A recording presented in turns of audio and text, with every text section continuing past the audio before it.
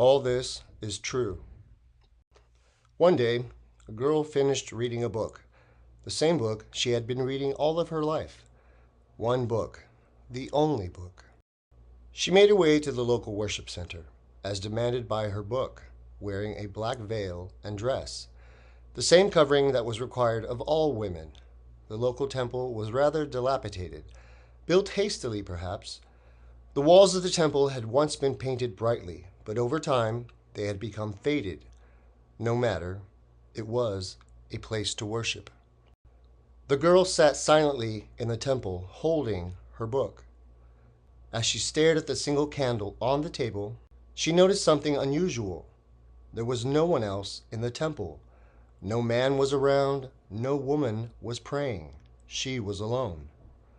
In that instant, she stood up and approached the candle before her, slowly extending her book towards the flame.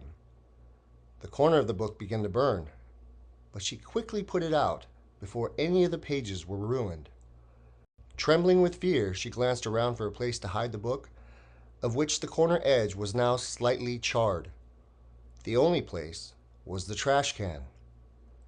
This did not go unnoticed. The men outside the prayer hall had smelled that something had been burnt, and returned to see a female kneeling in prayer.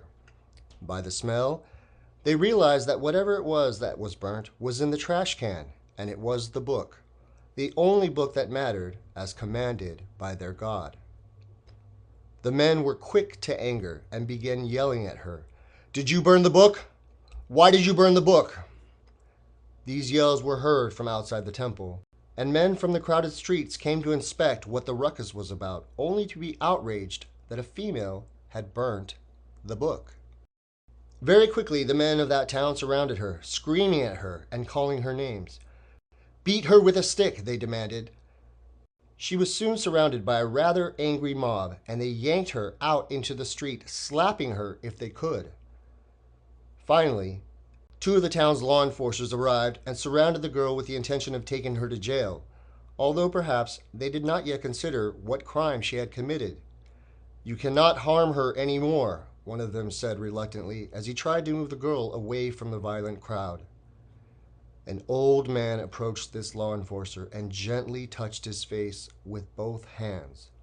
"Oh, please, brother, let us have her," he begged. Meanwhile, more and more men were attracted by the yelling, and the crowd grew around the girl. In a moment of mercy, a man yelled out from atop a roof, "Bring her up here, where she will be safe."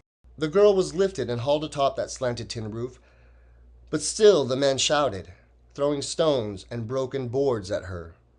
And then she fell from that roof. It was like a lamb being fed to a pack of wolves. The men quickly surrounded her and kicked her where she fell. They spit at her and punched her, pulling at her from all directions.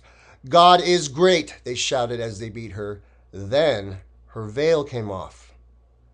The shock of seeing her face made them all stand back. For a moment, the mob stared in horror as the girl slowly stood up.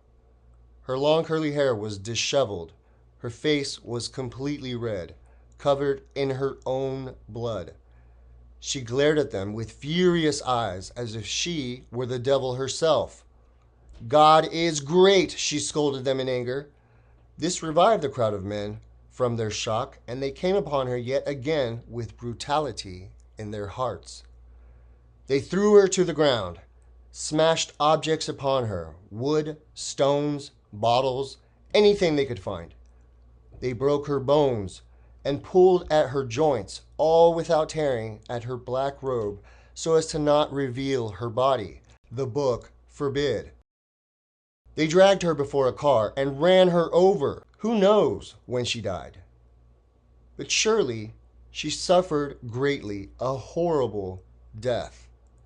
Unfortunately, it did not end there. They took her body and threw it in a dry riverbed along the rocks. They smashed her skull with a heavy rock. They stabbed her body with knives. Even children were throwing stones at her. Her head was demolished, yet her black gown covered the horror underneath. By this time, the entire town had joined in. Even the children and the elderly cheered in violent joy. They tried to set her on fire, but as she was soaked in blood, her gown would not light. So the men threw scarves upon her and used them to light the fire, which consumed her whole body. This was the utter end of that girl. May it be the utter end of just one book.